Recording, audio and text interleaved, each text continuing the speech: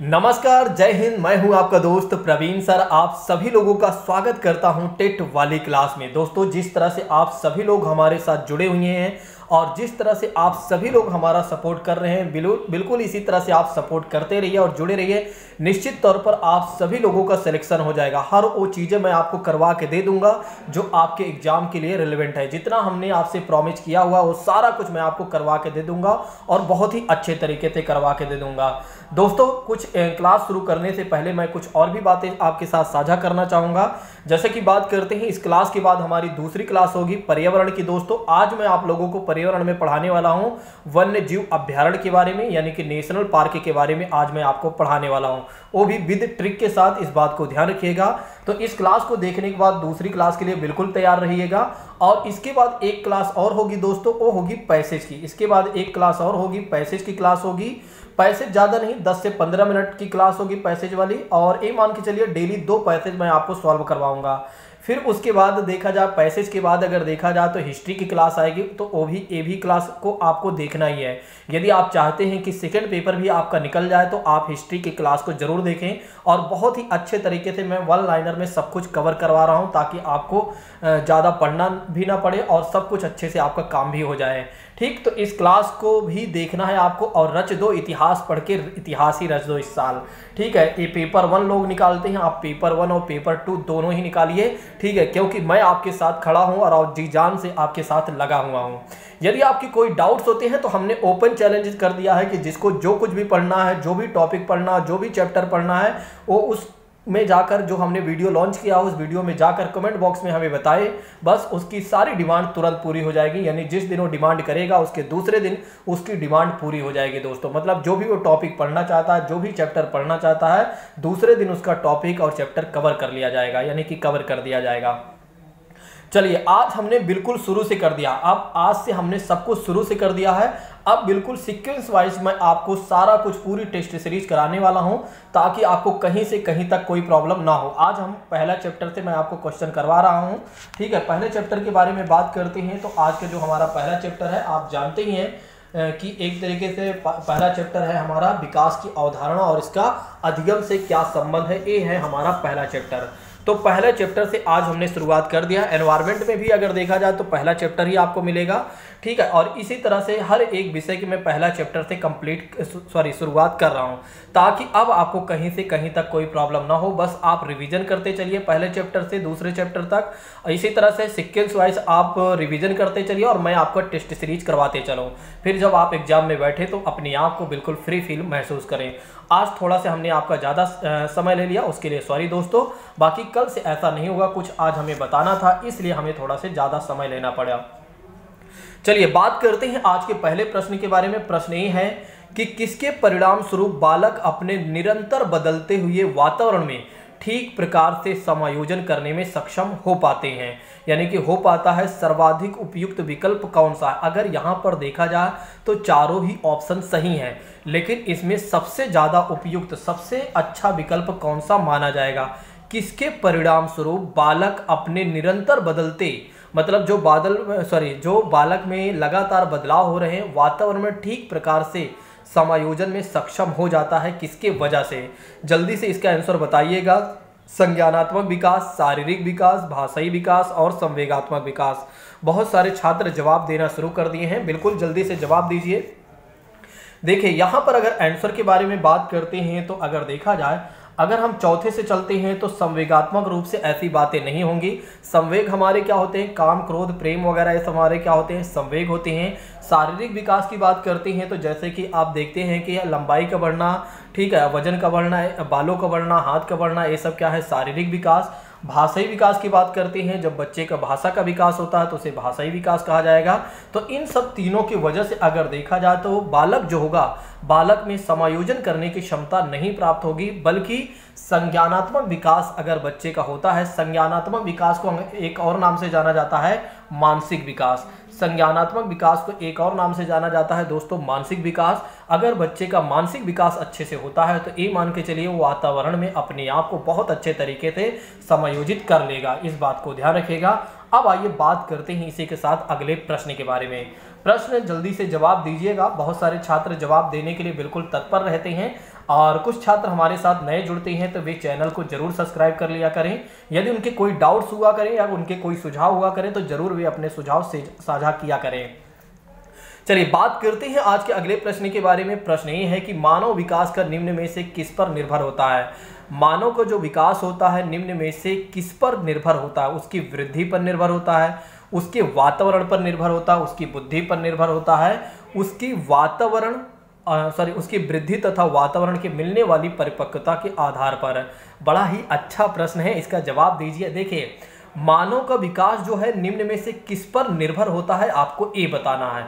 ठीक है, आपको ये बताना है कि मानव का विकास किस पर निर्भर होता है, यानी कि जो एक तरह बच्चे का जो विकास होता है किस पर निर्भर होता है। देखिए अगर देखा जाए तो पहले में देखा जाए तो केवल वृद्धि कही गई, उसकी वृद्धि पर मतलब हो गया केवल, यहाँ पर भी केवल है, केवल वातावरण, केवल बुद्धि की बात करते हैं।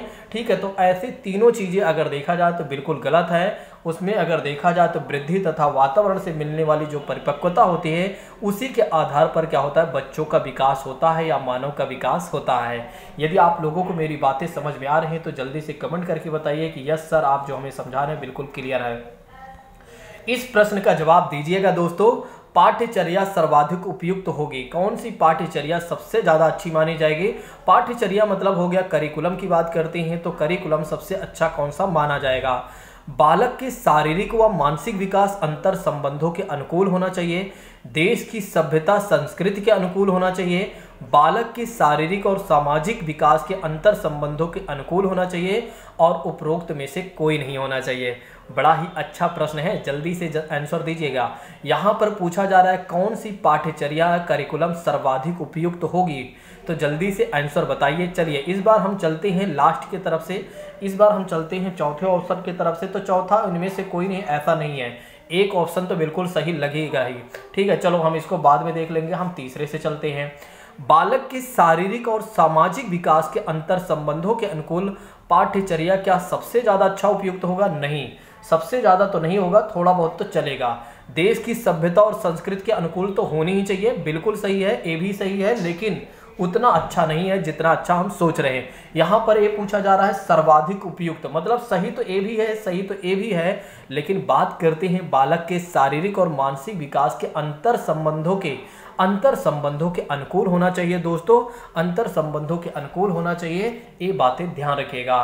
तो पाठ्यचर्या अगर देखा जाए तो सर्वाधिक उपयोग कैसे होगी, बालक के शारीरिक और मानसिक विकास के अंतर संबंधों के अनुकूल होनी चाहिए। चलिए जवाब दीजिएगा अगले प्रश्न के बारे में। प्रश्न ये है दोस्तों, प्रश्न ये है कि निम्नलिखित में से कौन सा विकास छोटे बच्चों में मानसिक व संज्ञानात्मक विकास में सर्वाधिक मददगार होता है। बड़ा ही प्यारा प्रश्न है। सामाजिक विकास, शारीरिक विकास, सांवेगिक विकास और भाषाई विकास। जवाब देते चलिए दोस्तों, जवाब देते चलिए। यदि आपके कोई डाउट्स होते हैं तो एक बार कमेंट करके बाद में बता दिया करें।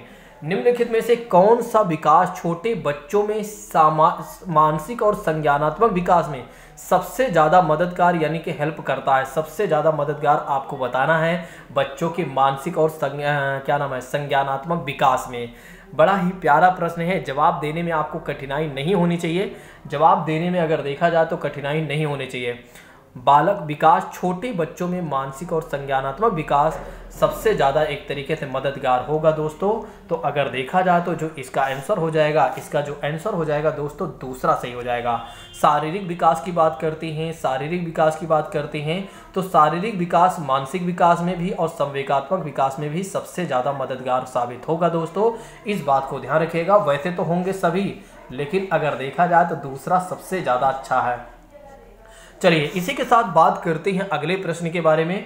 प्रश्न का जवाब दीजिएगा दोस्तों, प्रश्न का जवाब दीजिएगा, प्रश्न का जवाब दीजिएगा। जब किशोर में किसी वस्तु या समस्या या परिस्थिति के लिए निजी स्तर पर निर्णय लेने की क्षमता का विकास परिपक्व होने लगता है तो इस विकास को हम क्या कहते हैं। जब किशोर में किसी वस्तु या समस्या या परिस्थिति के लिए निजी स्तर पर निर्णय लेने की क्षमता का विकास परिपक्व होने लगता है तो इस विकास को हम क्या कहेंगे। भाषाई विकास कहेंगे, संज्ञानात्मक विकास कहेंगे, सामाजिक विकास कहेंगे, मनोगत्यात्मक विकास कहेंगे। बड़ा ही प्यारा प्रश्न है, सारे छात्र इसका जवाब नहीं दे पाएंगे।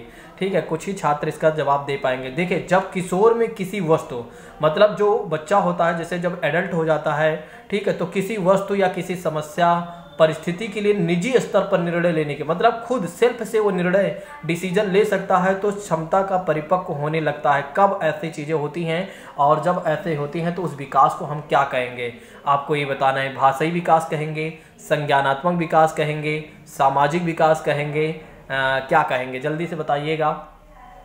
देखिए अगर देखा जाए तो जब बच्चे का मानसिक विकास हो जाता है, जब संज्ञानात्मक विकास का मतलब हमने आपको क्या बताया, मानसिक विकास, जब मानसिक विकास बच्चों में हो जाता है तो वे निजी स्तर पर भी निर्णय लेने की क्षमता रखते हैं, यानी कि उनका निजी मतलब सेल्फ डिसीजन भी ले सकते हैं। और कब, किशोरावस्था में अगर देखा जाए तो बच्चे ज़्यादातर सेल्फ डिसीजन ही लेते हैं जहाँ तक देखा जाए। ठीक है, नेक्स्ट बात करते हैं निम्नलिखित में से किस अवस्था में बच्चे अपने समवयस्क समूह के सक्रिय सदस्य हो जाते हैं, जल्दी से बताइएगा। किशोरावस्था, प्रौढ़ावस्था, पूर्व बाल्यावस्था और बाल्यावस्था। अच्छा, कुछ छात्र इसका जवाब तो दे रहे होंगे लेकिन सोच रहे होंगे क्या जवाब दिया जाए। हाँ, जल्दी से जवाब दीजिएगा दोस्तों। निम्नलिखित में से किस अवस्था में बच्चे अपने समवयस्क समूह के सक्रिय सदस्य हो जाते हैं, आपको ये बताना है। बड़ा ही प्यारा प्रश्न है। समवयस्क मतलब अपने ही मतलब कि एक तरीके से अगर देखा जाए तो अपने ही जो होते हैं, मतलब कि अपने समवयस्क मतलब समान आयु के बच्चे के साथ, समान उम्र के बच्चों के साथ अगर देखा जाए तो वे सक्रिय सदस्य हो जाते हैं। जल्दी से इसका जवाब दीजिएगा दोस्तों। देखिए इसका जो जवाब हो जाएगा पहला सही हो जाएगा, ध्यान रखिएगा, पहला इसका सही हो जाएगा। निम्नलिखित में से किस अवस्था में बच्चे अपने समवयस्क के समूह के सक्रिय सदस्य हो जाते हैं, तो किशोरावस्था में हो जाते हैं। चलिए अब आइए बात करते हैं इसी के साथ अगले प्रश्न के बारे में। प्रश्न का जवाब दीजिएगा दोस्तों। कुछ लोगों के प्रश्न गलत हो रहे होंगे तो वे चिंता ना करें। देखिए कई बार क्या होता है कि कुछ चीज़ें हम पढ़े होते हैं और बाद में भूल जाते हैं, तो इसलिए मैं आपको थोड़ा से सक्रिय कर रहा हूँ। मैं ये चाह रहा हूँ कि आप पहले लेसन्स को भी पढ़ें। कई बार क्या होता है कुछ चीज़ें हम मेन चीज़ों को ज़्यादा फोकस करते हैं, छोटी चीज़ों को भूल जाते हैं, इसलिए मैं चाह रहा हूँ कि आपको हर चीज़ें क्लियर होनी चाहिए। मानव विकास को निम्न क्षेत्रों में विभाजित किया जाता है, शारीरिक, आध्यात्मिक, संज्ञानात्मक और सामाजिक। पहला ऑप्शन कहता है, दूसरा ऑप्शन कहता है शारीरिक, संज्ञानात्मक, संवेगात्मक और सामाजिक में, और तीसरा ऑप्शन कहता है कि संवेगात्मक, संज्ञानात्मक, आध्यात्मिक और सामाजिक, मनोवैज्ञानिक। चौथा ऑप्शन कहता है कि मनोवैज्ञानिक, संज्ञानात्मक, संवेगात्मक और शारीरिक। बड़ा ही अच्छा प्रश्न है, इसका जवाब देने में तो आपको कठिनाई नहीं होनी चाहिए।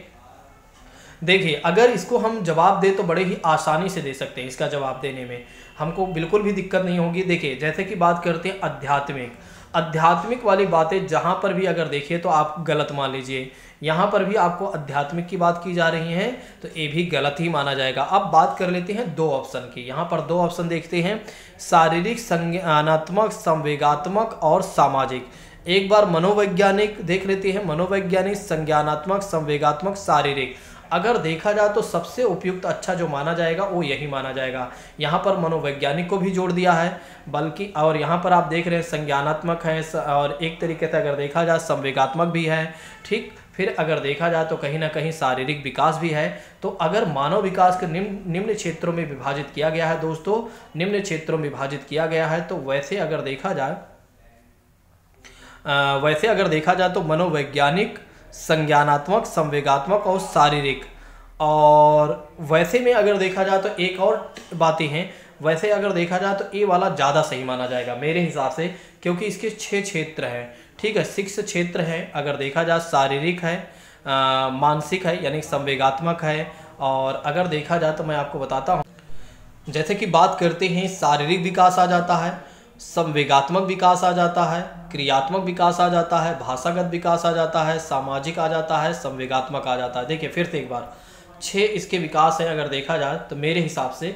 ठीक है, जैसे कि बात करते हैं, एक तो शारीरिक विकास है, दूसरी बात करते हैं क्रियात्मक विकास जिसे मोटर डेवलपमेंट कहते हैं, तीसरी बात करते हैं तो इसे संज्ञानात्मक विकास कहते हैं, और चौथी बात कहते हैं तो इसे भाषागत विकास कहते हैं, और पांचवी बात करते हैं तो इसे संवेगात्मक विकास की बात करते हैं। नेक्स्ट है संवेगात्मक विकास, और छठा का अगर देखा जाए तो सामाजिक विकास आता है। तो मेरे हिसाब से होना चाहिए दूसरा, लेकिन अगर आयोग के हिसाब से देखा जाए तो चौथा बताया गया है।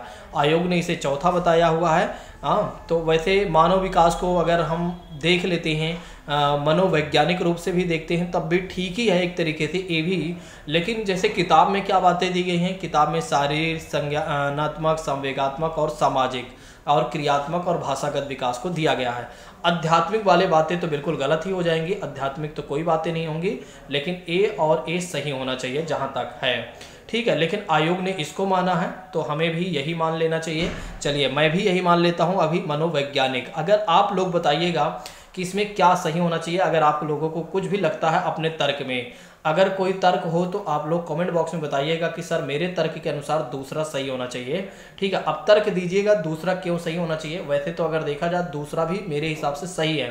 ठीक है, जैसे कि सिलेबस में जो दिया गया है, जो सिलेबस में दिया गया है दोस्तों, वो अगर देखा जाए तो मनोवैज्ञानिक की तो बात नहीं की गई है, लेकिन मनोवैज्ञानिक भी कहीं ना कहीं तो जुड़ा ही होगा दोस्तों, इसलिए एक तरीके से फिर हमें मानना ही पड़ेगा चौथा। लेकिन किताब में मैं आपको बार बार फिर से बता रहा हूँ कि किताब में जो बातें दी गई हैं वो शारीरिक और संज्ञानात्मक, यानी दूसरा ऑप्शन सही माना जा रहा है मेरे हिसाब से। मैंने जो पढ़ा हुआ है 3-4 बार, ठीक है, जो मुझे दिखाई दे रहा है वो ऑप्शन नंबर दूसरा दिखाई दे रहा है, लेकिन आयोग के अनुसार ये दिया गया है तो हम फिर आयोग के अनुसार ही मान लेते हैं, कोई बात नहीं है।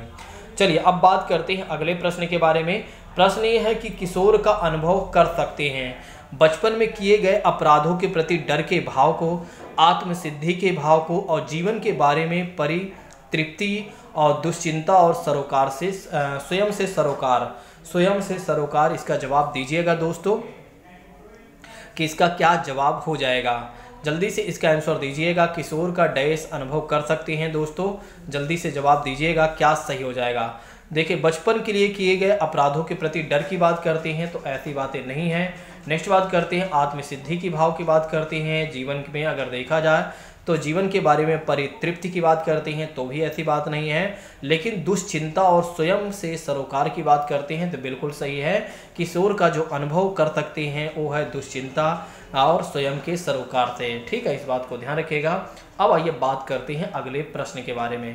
प्रश्न ये है कि भाषा के विकास में सहयोग करने का कौन सा तरीका गलत है। भाषा के विकास में सहयोग करने का कौन सा तरीका गलत है। बच्चे को बिना टोके प्रकरण पर बात करना।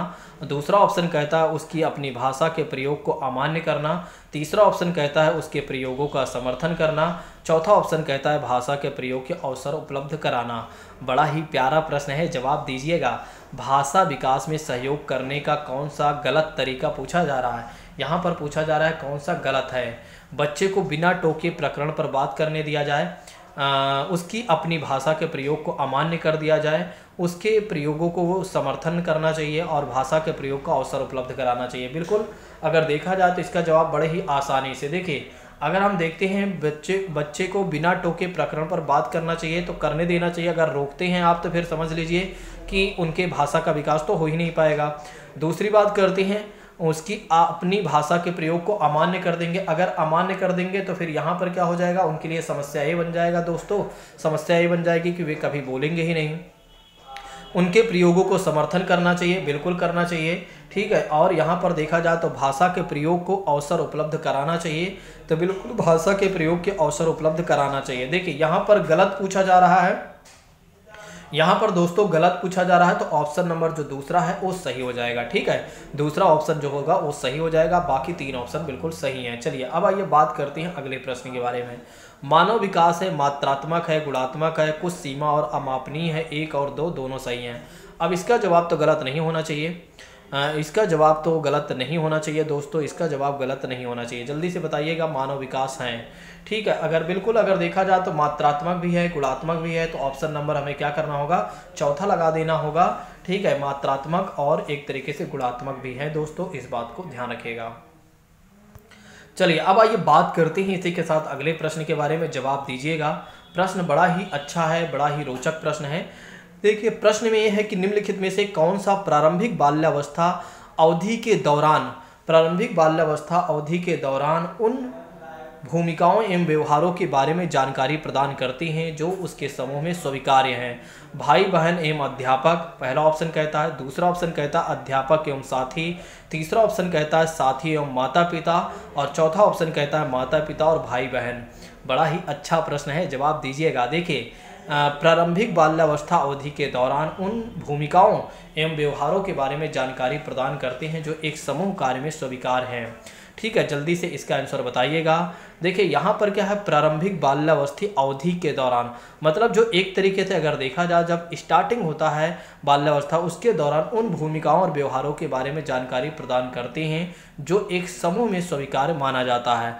अब इस प्रश्न का तो गलत जवाब नहीं होना चाहिए मेरे हिसाब से। तो भाई बहन एवं अध्यापक की बात करते हैं, अध्यापक एवं साथी, साथी एवं माता पिता, तो वैसे में अगर देखा जाए तो पहला बिल्कुल गलत है। हाँ, यहाँ पर दूसरा भी गलत हो रहा है, साथी, यहाँ पर साथी और माता पिता बिल्कुल गलत है। यहाँ पर अगर देखा जाए तो प्रारंभिक बाल्यावस्था अवधि के दौरान उन भूमिका और व्यवहारों के बारे में जानकारी हम प्रदान करते हैं जो माता पिता और भाई बहन से बच्चे सीखते हैं। नेक्स्ट बात करते हैं इसी के साथ अगले प्रश्न के बारे में, जवाब दीजिएगा। निम्नलिखित में से कौन सा आयु समूह परिवर्ती बाल्यावस्था श्रेणी के अंतर्गत आता है? ठीक है, परिवर्ती एक तरीके से बाल्यावस्था यानी कि बाल्यावस्था श्रेणी के अंतर्गत आता है। पहला है 11 से लेकर 18 वर्ष, और 18 से लेकर अगर देखा जाए तो 24 वर्ष, और जन्म से लेकर 6 वर्ष, और 6 से लेकर 11 वर्ष। जवाब दीजिएगा, जवाब दीजिएगा दोस्तों, जवाब दीजिएगा। बहुत सारे छात्र हमारे लगातार जवाब देते हैं, लगातार कहीं ना कहीं वे जवाब देते रहते हैं। देखिए परिवर्ती का मतलब ये हो जाता है दोस्तों, उत्तर बाल्यावस्था के बारे में आपको बताना है, उत्तर बाल्यावस्था के बारे में आपको बताना है। और पूर्व बाल्यावस्था का काल क्या होता है, अगर उत्तर बाल्यावस्था के बारे में आपको पता होगा तो आप बता लेंगे। देखिए बात करते हैं पूर्व बाल्यावस्था की बात करते हैं तो 2 से लेकर 6 वर्ष माना जाता है, और 6 से लेकर 11 या 12 वर्ष की बात करते हैं तो परिवर्ती बाल्यावस्था माना जाता है या उत्तर बाल्यावस्था माना जाता है। 6 से लेकर 11 या 12 वर्ष दोनों ही बातें सही होंगी, इस बात को ध्यान रखिएगा। 6 से लेकर 11 या 12 वर्ष यानी कि ऑप्शन नंबर 30 डी वाला जो सही माना जाएगा।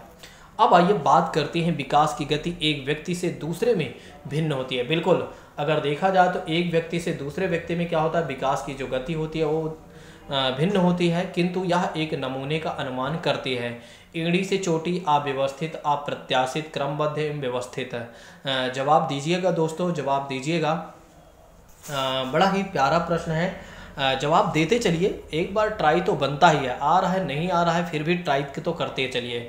विकास की गति एक गति से दूसरे में भिन्न होती है, बिल्कुल एक दूसरे से भिन्न होती है, यह एक मॉडल के रूप में काम करती है या उसका अनुगमन करती है। एड़ी से चोटी की ओर अव्यवस्थित, अप्रत्याशित, क्रमबद्ध, व्यवस्थित। बड़ा ही अच्छा प्रश्न है, इसमें ज़्यादा तो सोचना ही नहीं चाहिए था। एड़ी से चोटी ये क्या है, फालतू बातें, तीनों फालतू बातें दी गई हैं। यहाँ पर अगर देखा जाए तो ऑप्शन नंबर जो डी हो जाता है वो सही हो जाता है, यानी चौथा सही हो जाता है। एक जो एक तरीके क्रमबद्ध व्यवस्थित नमूने का क्या करती है, विकास की गति क्या करती है, अनुगमन करती है। दोस्तों इस बात को ध्यान रखिएगा। चलिए इसी के साथ बात करते हैं अगले प्रश्न के बारे में, प्रश्न का जवाब दीजिएगा। विकास के लिए निम्नलिखित में से कौन सा एक उचित है? विकास के लिए निम्नलिखित में से कौन सा एक उचित विकल्प माना जाएगा? विकास जन्म के साथ प्रारंभ होता है और समाप्त भी हो जाता है। सामाजिक सांस्कृतिक क्वेश्चन को मैं पढ़ दे रहा हूँ, पहले समझ लीजिए तभी जवाब दीजिएगा। सामाजिक सांस्कृतिक संदर्भ विकास में एक महत्वपूर्ण भूमिका का निर्वाह करता है। विकास एकल आयामी होता है, विकास अलग होता है। बड़ा ही अच्छा प्रश्न है, अच्छा बहुत ही। देखिए जब आप प्रीवियस ईयर के क्वेश्चन को सॉल्व करते हैं तो आप देखते हैं कि कितने आराम से क्वेश्चन दिए गए होते हैं, मतलब ज़्यादा टफ नहीं होता है। देखिए अगर इसको सॉल्व करना है तो बड़े आसानी से हो सकता है। एक तो हम बात करते हैं विकास पृथक होता है, बिल्कुल गलत है। एकल आयामी नहीं, बहुआयामी होता है, विकास बहुआयामी होता है। देखिए ऐसा नहीं है कि विकास में शारीरिक विकास, मानसिक विकास, सामाजिक विकास, जो भी विकास होते हैं, संवेगात्मक विकास, ऐसा नहीं है कि एक बार होगा सामाजिक विकास, फिर एक बार होगा संवेगात्मक विकास, एक बार शारीरिक विकास, रुक रुक के कोई चीज़ नहीं होती है, सब होती हैं एक साथ, बहुआयामी होती है, मल्टी डायमेंशनल होती हैं। तो ऑप्शन नंबर तीसरा और चौथा यहाँ पर गलत हो गया। विकास क्या जन्म के साथ प्रारंभ होता है और जन्म के साथ ही समाप्त हो जाता है? नहीं, जन्म के साथ तो प्रारंभ होता है। वैसे तो माता के गर्भ से ही विकास की प्रक्रिया प्रारंभ होती है और जब तक व्यक्ति का जीवन होता है तब तक विकास चलता रहता है, ठीक है। तो ऑप्शन नंबर अगर देखा जाए तो पहला भी गलत हो गया, जब पहला गलत है तो यहाँ पर दूसरा सही हो जाता है। चलिए अब आइए बात करते हैं अगले प्रश्न के बारे में। भाषा विकास के लिए प्रारंभिक बचपन का काल माना जाता है, कम महत्वपूर्ण, अमहत्वपूर्ण, अति संवेदनशील और निरपेक्ष। बड़ा ही अच्छा प्रश्न है, जवाब दीजिएगा, जवाब दीजिएगा दोस्तों। भाषा के विकास के लिए प्रारंभिक काल माना जाता है, मतलब कि कैसे माना जाता है आपको ये बताना है कम महत्वपूर्ण होता है, अमहत्वपूर्ण होता है, निरपेक्ष होता है, बिल्कुल अलग होता है। सोचिए एक बार, अगर हम बात करते हैं कम महत्वपूर्ण होता है, ऐसी बात थोड़ी ना, अमहत्वपूर्ण बिल्कुल भी महत्वपूर्ण नहीं होता, ऐसी बात भी, निरपेक्ष बिल्कुल अलग होता है, नहीं भैया, अति संवेदनशील होता है। भाषा विकास के लिए अगर देखा जाए, भाषा विकास के लिए प्रारंभिक बचपन का जो काल होता है अति संवेदनशील होता है। ठीक है, इस बात को ध्यान रखिएगा। चलिए अब आइए बात करते हैं अगले प्रश्न के बारे में। प्रश्न वही आ गया। चलिए लास्ट प्रश्न इसमें का होगा सीडीपी का, फिर उसके बाद हम एनवायरनमेंट के प्रश्नों को करेंगे। भाषा के विकास के लिए सबसे संवेदनशील समय निम्नलिखित में से कौन सा माना जाता है? भाषा के विकास के लिए सबसे संवेदनशील कौन सा काल माना जाता है? मध्यकाल, मध्यावस्था का काल, वयस्कावस्था, प्रारंभिक बचपन का समय और जन्म पूर्व का समय। अच्छा प्रश्न है, इसका जवाब देना चाहिए आपको, इसका जवाब देना चाहिए दोस्तों, इसका जवाब देना चाहिए। बड़ा ही अच्छा प्रश्न है, बड़ा ही अच्छा प्रश्न है। ठीक है, तो इसका जवाब क्या हो जाएगा? इसका जवाब हो जाएगा दोस्तों, इसका जवाब हो जाना चाहिए तीसरा सही हो जाना चाहिए। ठीक है, जैसे कि अगर देखा जाए तो प्रारंभिक, देखिए प्रारंभिक का मतलब ये हो गया कि पूर्व बाल्यावस्था के काल को अगर देखा जाए तो पूर्व बाल्यावस्था काल को कहा गया है कि इस काल में देखा जाए तो भाषा का विकास यानी कि भाषा सीखने की सर्वोत्तम अवस्था मानी जाती है। और पूर्व बाल्यावस्था कब से कब तक है या प्रारंभिक बाल्यावस्था कब से कब तक है? तो 2 से लेकर 6 वर्ष की अवस्था तक है, इस बात को ध्यान रखिएगा। 2 से लेकर 6 वर्ष की अवस्था तक प्रारंभिक बाल्यावस्था है।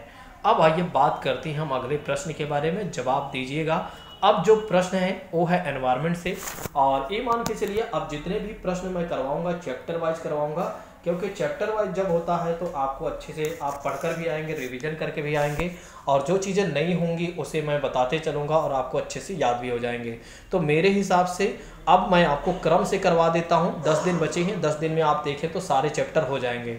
ठीक है, और ज़्यादातर मैं प्रीवियस ईयर के क्वेश्चन को ही पिकअप करूँगा, और हर रोज़ आप क्या करिए, एक के बाद एक चैप्टर क्रम वाइज पढ़ते आइए आराम से। कल मैं आपको पढ़ाऊँगा, कल मैं मेरा एनवायरनमेंट से होगा जंतु और पौधे के बारे में, इस बात को ध्यान रखिएगा। और दूसरी बात करते हैं, अगर मैं आपसे कहूं कि एक तरीके से सीडीपी की बात करते हैं तो सीडीपी में भी दूसरा चैप्टर होगा दोस्तों, सीडीपी में भी दूसरा चैप्टर होगा बाल विकास के सिद्धांत। कल हम बाल विकास के सिद्धांत से कुछ क्वेश्चन करेंगे और जंतु और पौधे से कुछ क्वेश्चन करेंगे, और उसके बाद हिंदी की पैडागोजी भी मैं कुछ लूँगा, पहला चैप्टर उसमें का। और हर विषय के मैं सोच रहा हूँ कि थोड़ा थोड़ा 4-5 क्वेश्चन, 10-10 क्वेश्चन करवाते चलूँ ताकि आपकी तैयारी अच्छी हो जाए।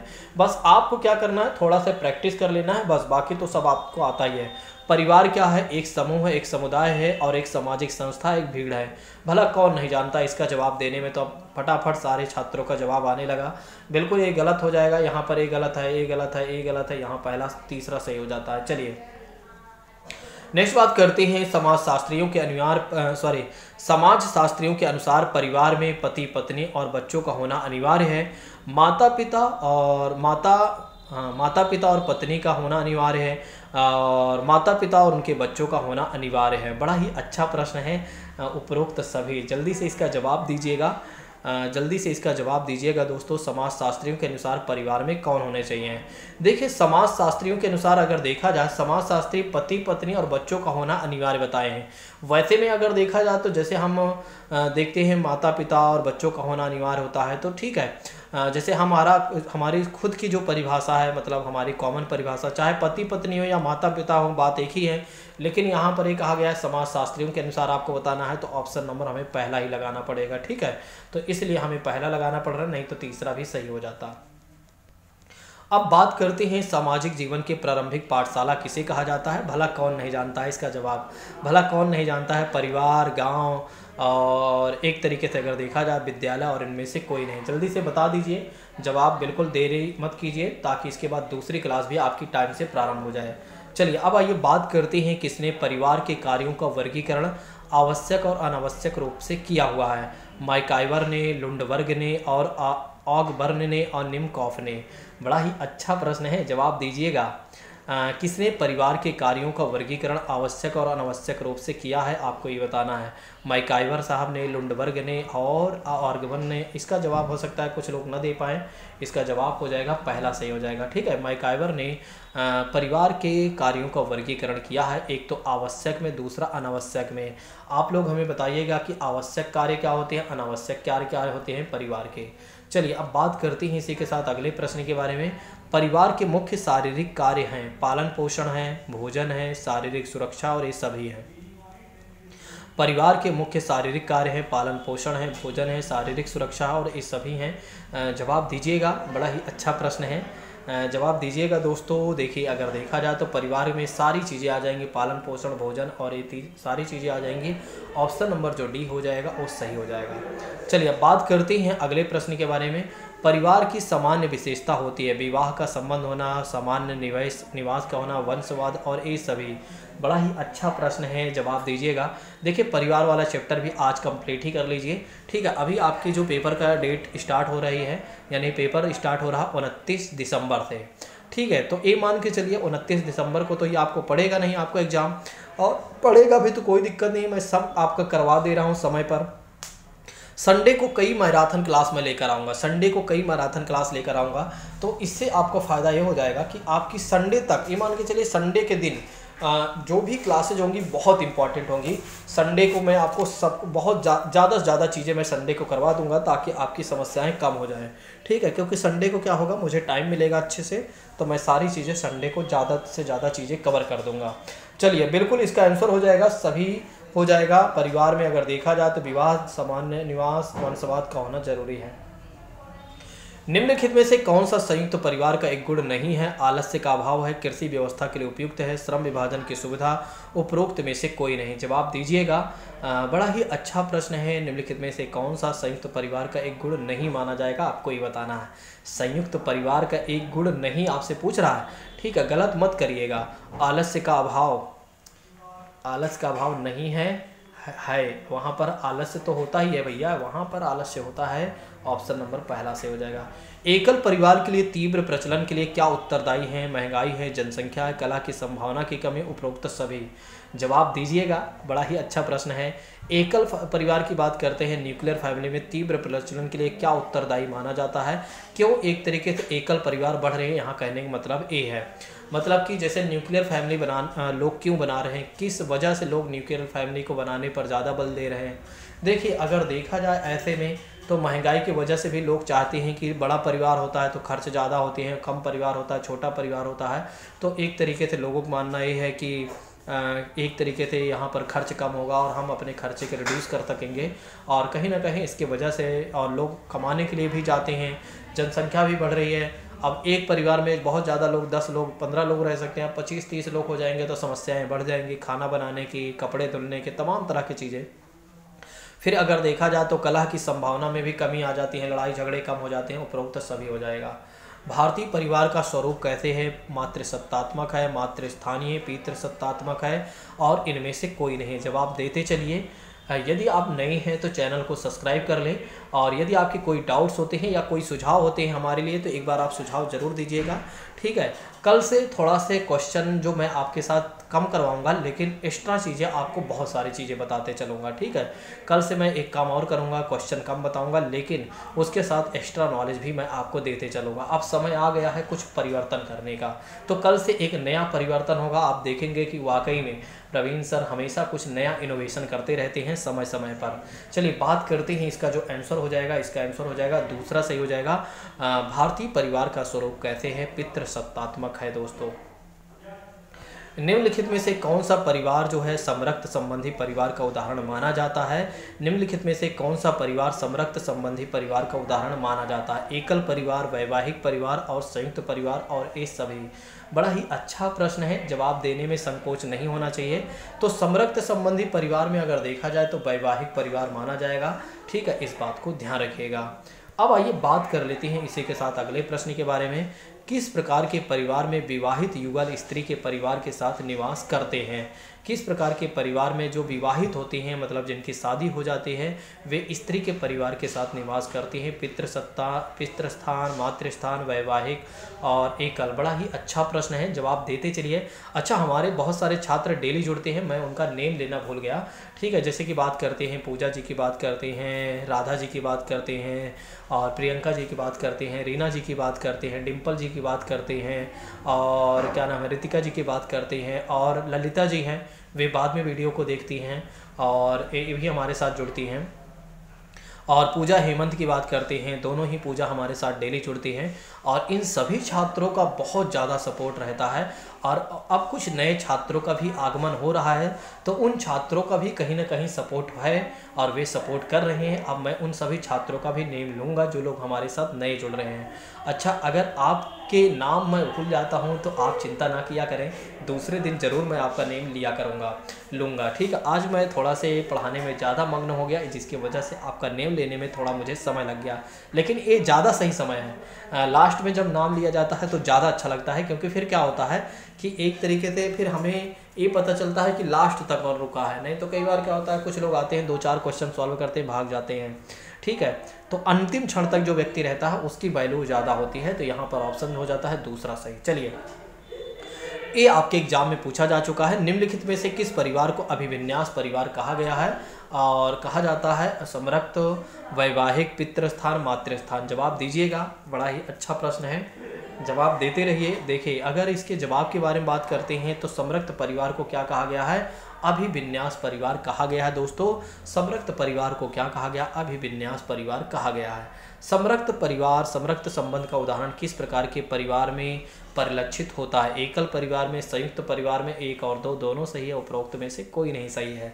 जवाब देते रहिए और एंजॉय करते रहिए, कुछ खाते पीते भी रहिए। अगर आपको भूख लगे तो कुछ खाते, वैसे तो अभी ज़्यादा समय है नहीं, कुछ लोग तो खा पी कर ही बैठते हैं, मैंने देखा है। और बहुत सारे छात्र हमारे खा पी कर ही बैठते हैं, कुछ लोग बाद में खाते हैं। दरअसल क्या होता है कि मैं तो क्लास लेने के बाद ही खाता पीता हूँ। मान लीजिए मैं 10 और 11, सवा 11 बज जाते हैं खाने पीने में।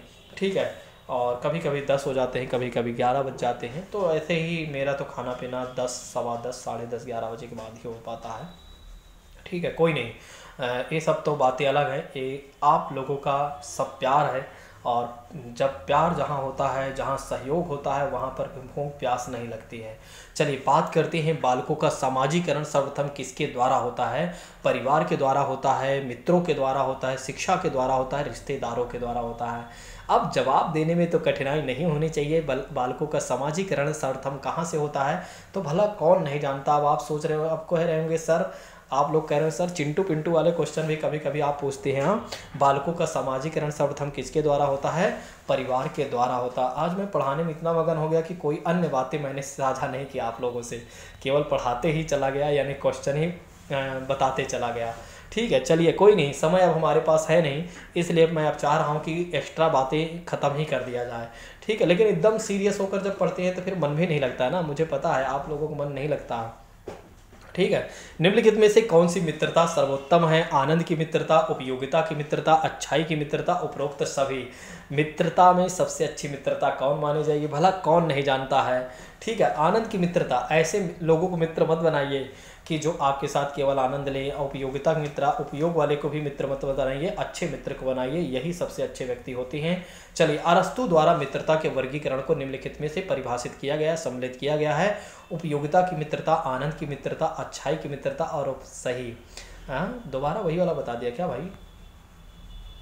बिल्कुल याद, ये देखो, प्रश्न वैसे ही है, बस थोड़ा से पूछने का तरीका अलग है। जवाब दीजिएगा, इसका जवाब हो जाएगा, अगर देखा जाए तो चौथा सही हो जाएगा। चारों सही हैं, चारों। अरस्तु महोदय कहते हैं चारों चीज़ें सही हैं, बस आपको कैसे यूज करना है, आपको कैसे रहना है, ये देख लीजिए। रिश्ते का क्या आधार होता है? रक्त होता है, विवाह होता है, भावनाएं होती हैं और ये सभी होती हैं। जवाब दीजिएगा, इसमें अगर देखा जाए तो बिल्कुल चारों चीज़ें हो जाएंगी।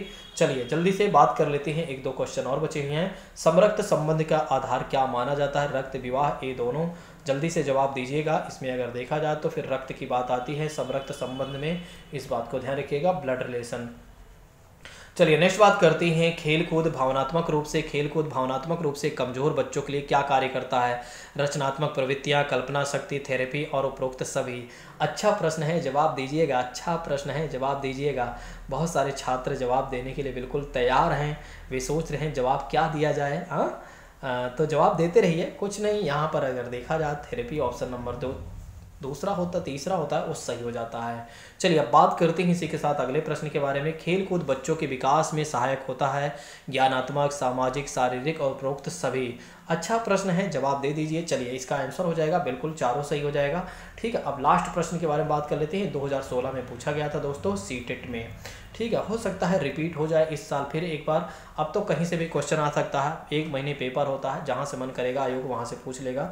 हाँ, तो इस बातें ध्यान रखिएगा। चलिए, परिवार एक इकाई होता है जिसमें माँ, पिता और उनके 2 बच्चे होते हैं, और यह कथन है सही नहीं है। बताना है आपको सही नहीं है, क्योंकि इस कथन में यह स्पष्ट करना चाहिए कि बच्चे जैविक होते हैं। सही नहीं है, क्योंकि परिवार कई प्रकार के होते हैं, परिवार को केवल एक ही प्रकार में वर्गीकरण नहीं किया जा सकता है।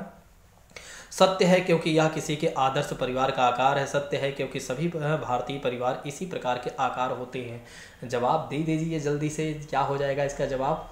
इसका जवाब दे दीजिए। चलिए इसका तीसरा आंसर सही हो जाएगा। ठीक है, चलिए आज की क्लास को यहीं पर स्थगित करते हैं। और देखिए, इसके बाद हमारी होगी पैसेज की क्लास, फिर उसके बाद होगी हमारी एनवायरनमेंट की क्लास, फिर उसके बाद होगी हिस्ट्री की क्लास। आप देखते हैं कितना आप लोग जग पाते हैं। ठीक है, और थोड़ा सा अगर आप कहें तो क्लास की जो मतलब समय है वो थोड़ा सा मैं कम कर दूँ, कम का।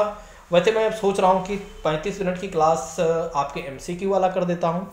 वही 5-10 मिनट में क्या जाएगा, कम से कम 40 मिनट रहने दीजिए, थोड़ा से पढ़ाने में भी अच्छा लगता है।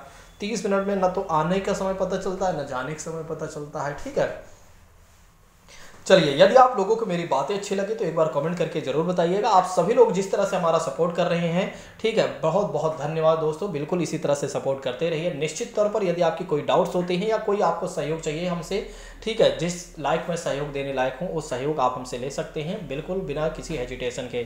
Thank you so much. मिलते हैं अगली क्लास में। पैसेज डेली 2 पैसेज मैं सॉल्व करवाऊंगा। अब मैं सोच रहा हूँ 2 पैसेज अगर आप कहें तो सुबह सुबह कर देता हूँ, 6 बजे के कर देता हूँ कि 6 बजे आप अगर उठ पाएँ तो सुबह 2 पैसेज आप पढ़कर आराम से फिर उसके बाद काम किया करें। आप लोगों के ऊपर है, आप लोग हमें बताइएगा कि 2 पैसेज अगर आप कहें तो मैं डेली 10-15 मिनट की क्लास दे दिया करूँ। लेकिन 6 बजे क्या होता है, आप लोग काफ़ी काम रहता है, इसी समय पढ़कर रखिए, कोई बात नहीं। ठीक है, चलिए थैंक यू सो मच। जय हिंद दोस्तों, take care all of you.